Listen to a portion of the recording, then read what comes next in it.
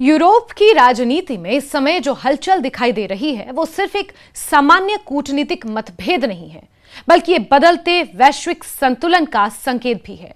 Spain, France और अब Italy द्वारा यूनाइटेड स्टेट्स को सैन्य सहयोग देने से इनकार करना इस बात को दर्शाता है कि यूरोप अब हर स्थिति में अमेरिका के साथ खड़ा रहने के पुराने पैटर्न से धीरे धीरे बाहर निकल रहा है। खासतौर पर ईरान से जुड़े मौजूदा तनाव में इन देशों का रुख काफी सावधानी भरा और संतुलित दिखाई दे रहा है। इटली का ताजा फैसला इस पूरे घटनाक्रम में सबसे ज्यादा चर्चा का विषय बना हुआ है। जब यह खबर सामने आई कि अमेरिकी बम वर्षक विमान सिसिली के सिगोनेला एयरबेस पर उतरना चाहते हैं, तो इटली के रक्षा मंत्री गुजियो क्रोसेटो ने तुरंत हस्तक्षेप करते हुए इस अनुमति को रोक दिया, यानी कि इजाजत नहीं दी। यह निर्णय केवल एक प्रशासनिक कदम नहीं था, बल्कि इसके पीछे एक स्पष्ट राजनीतिक संदेश भी छिपा हुआ था।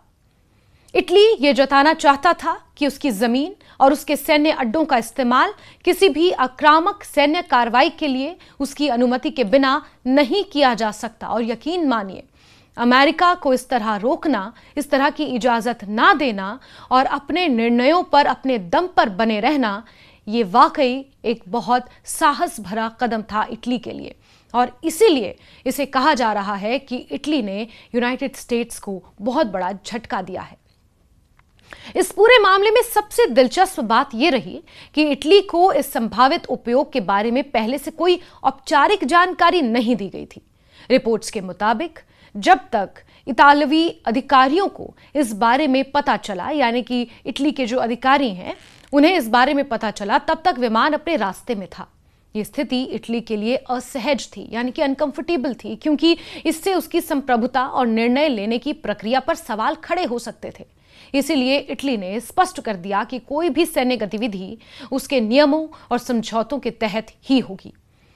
इटली की प्रधानमंत्री जॉर्जिया मेलोनी का बयान इस पूरे मामले में बेहद अहम है।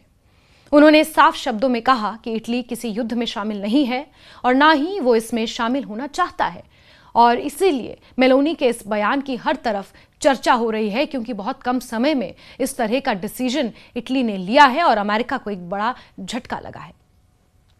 यह बयान सिर्फ घरेलू राजनीति के लिए नहीं था, बल्कि अंतर्राष्ट्रीय स्तर पर भी एक स्पष्ट संकेत था कि इटली इस संघर्ष से दूरी बनाए रखना चाहता है। मेलोनी का यह रुख यह दिखाता है कि यूरोप के कई देश अब सीधे सैन्य टकराव से बचने की नीति अपना रहे हैं।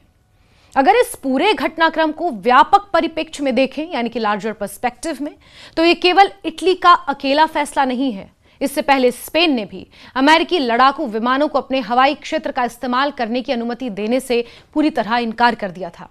वहीं फ्रांस ने भी एक महत्वपूर्ण कदम उठाते हुए उन विमानों को अपने हवाई क्षेत्र से गुजरने से रोक दिया, जिनके बारे में माना जा रहा था कि वो इजराइल के लिए हथियार ले जा रहे थे।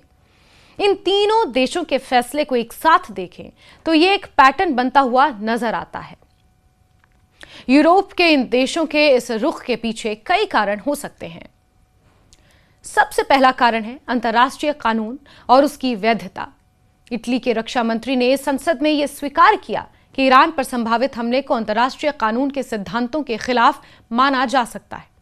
ऐसे में कोई भी देश बिना स्पष्ट वैधता के किसी सैन्य अभियान का हिस्सा बनने से बचना चाहता है। दूसरा बड़ा कारण है क्षेत्रीय स्थिरता, यानी कि रीजनल स्टेबिलिटी। अगर यूरोप के देश खुलकर इस संघर्ष में शामिल हो जाते हैं तो इसका असर केवल पश्चिम एशिया तक सीमित नहीं रहेगा, बल्कि ये वैश्विक स्तर पर अस्थिरता पैदा कर सकता है, जो कहीं ना कहीं पहले से ही वॉलेटाइल स्थिति में है। ऊर्जा आपूर्ति, व्यापार मार्ग और वैश्विक अर्थव्यवस्था पर इसका सीधा असर पड़ सकता है। इसलिए ये देश एक संतुलित नीति अपनाने की कोशिश कर रहे हैं, जिसमें वो अपने हितों की रक्षा भी कर सकें और किसी बड़े युद्ध का हिस्सा भी ना बने। तीसरा कारण घरेलू राजनीति भी हो सकता है। यूरोप के कई देशों में जनता युद्ध के खिलाफ है और सरकारों पर यह दबाव है कि वो किसी भी सैन्य संघर्ष से दूर रहें। ऐसे में नेताओं के लिए यह जरूरी हो जाता है कि वो अपने फैसलों में सावधानी बरतें और जनता की भावनाओं का ध्यान रखें। इस पूरे मामले में इजराइल की भूमिका भी महत्वपूर्ण है, क्योंकि यह संघर्ष सीधे तौर पर अमेरिका और इजराइल के लिए संयुक्त अभियानों से जुड़ा माना जा रहा है। हालांकि यूरोप के देश इस मुद्दे पर खुलकर किसी एक पक्ष का समर्थन करने से बच रहे हैं। वो कूटनीतिक समाधान और बातचीत के जरिए स्थिति को संभालने की बात लगातार कर रहे हैं। यही कारण है स्ट्रेट ऑफ हॉर्मूज की सुरक्षा को लेकर जब अमेरिका ने बहुत सारे देशों से आह्वान किया तो किसी ने भी डायरेक्टली मिलिट्री ऑपरेशंस में इन्वॉल्व होने से मना कर दिया और बहुत सारे देशों ने संवाद पर यानी कि बातचीत पर ही जोर दिया।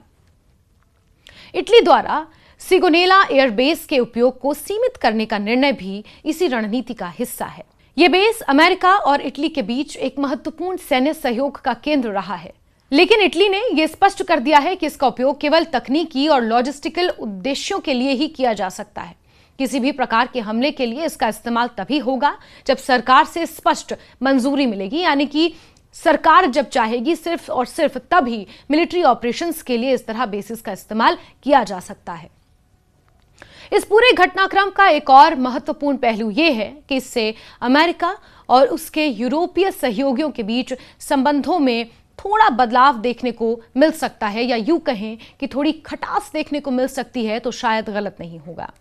हालांकि ये देश अभी भी नाटो जैसे गठबंधनों के जरिए जुड़े हुए हैं, लेकिन इस तरह के फैसले ये दिखाते हैं कि वो हर मुद्दे पर एक मत नहीं है। ये अंतर भविष्य में और स्पष्ट हो सकता है।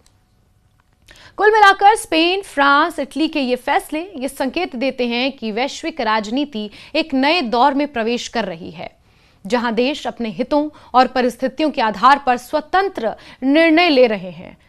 जियोपॉलिटिक्स में बहुत सारे संगठन हैं, बहुत सारे बायलैटरल रिलेशंस हैं, लेकिन मौजूदा समय में अगर आप देशों को देखेंगे, उनकी इंडिविजुअल केस स्टडी करेंगे, तो आपको ये समझ में आएगा कि मौजूदा समय में हर देश सिर्फ और सिर्फ अपने हितों की रक्षा के अनुसार ही निर्णय ले रहा है। इस संघर्ष के बाद जो नए जियोपॉलिटिकल कनेक्शंस बनेंगे वो वाकई गौर करने लायक होंगे। और अब जिस तरह से देश निर्णय ले रहे हैं वो किसी भी बड़े शक्ति केंद्र के दबाव में आकर निर्णय लेने के बजाय अपने राष्ट्रीय हितों को प्रायोरिटी दे रहे हैं। इस पूरे घटनाक्रम को एक तरह से संतुलन की राजनीति कहा जा सकता है, जिस देश के साथ संबंध अच्छा है, जिस देश को जिस देश से फायदा हो सकता है, आने वाले समय में जो देश जिस देश का सहयोगी बन सकता है, उस दृष्टिकोण से अब निर्णय लिए जा रहे हैं और इसीलिए इसे संतुलन की राजनीति कहा जा सकता है। जहां देश एक तरफ अपने पारंपरिक सहयोगियों के साथ संबंध बनाए रखना चाहते हैं, वहीं दूसरी तरफ वो किसी बड़े युद्ध का हिस्सा बनने से भी बचना चाहते हैं। यही कारण है कि इटली जैसे देश साफ शब्दों में ये कह रहे हैं कि वो इस संघर्ष में शामिल नहीं होंगे। आने वाले समय में ये देखना दिलचस्प होगा कि क्या ये रुख स्थायी रहता है या फिर परिस्थितियों के अनुसार इसमें कोई बदलाव आता है। लेकिन फिलहाल इतना साफ है कि यूरोप के बड़े देश इस संघर्ष को लेकर बेहद सतर्क हैं और हर कदम सोच समझकर उठा रहे हैं ताकि वो किसी ऐसी स्थिति में ना फंस जाएं जहां से निकलना मुश्किल हो।